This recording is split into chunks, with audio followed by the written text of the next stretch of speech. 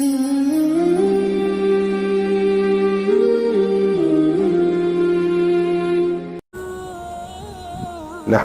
ونسلم على رسوله الكريم اما بعد فاعوذ بالله من الشيطان الرجيم بسم الله الرحمن الرحيم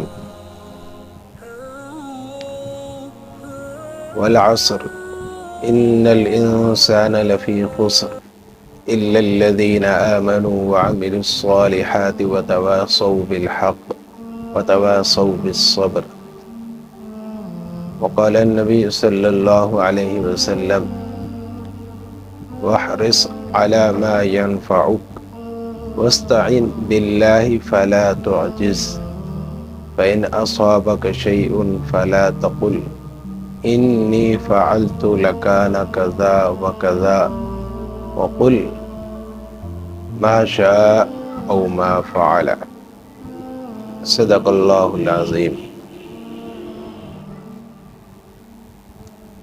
محترم سامعین حضرات، السلام علیکم ورحمۃ اللہ وبرکاتہ.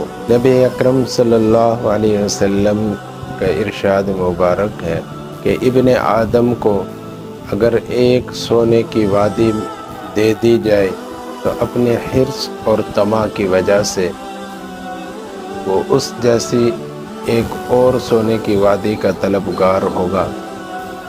ابن آدم حرص میں زیادہ سے زیادہ کا طلبگار ہوتا ہے، لیکن نبی کریم صلی اللہ علیہ وسلم کے ارشاد کے مطابق حرص ایسی چیزوں میں ہونا چاہیے جو انسان کو نفع دینے والی ہوں. اس لیے فرمایا کہ وَحْرِصْ عَلَى مَا يَنْفَعُكَ، کہ ہر وہ بات، وہ عمل جو نفع دینے والا ہے اس کے اندر حرص کرنا چاہیے. کبھی کبھار یوں بھی ہوتا ہے انسان کسی چیز کی طلب کرتا ہے لیکن اس چیز سے پا نہیں سکتا، تو اس کے لیے ارشاد فرمایا کہ وَاسْتَعِنْ بِاللَّهِ، کہ طلب بھی کرے، نیک اعمال کی چاہت بھی کرے، ان کو کرنے کی کوشش بھی کرے، اور ان کے ادا کرنے میں جو مشکلات آئیں تو ان مشکلات کو حل کرنے کا ذریعہ اللہ تعالیٰ سے مدد ہے. تو ہمیں چاہیے کہ ہم نیک اعمال میں زیادہ سے زیادہ حرص کریں.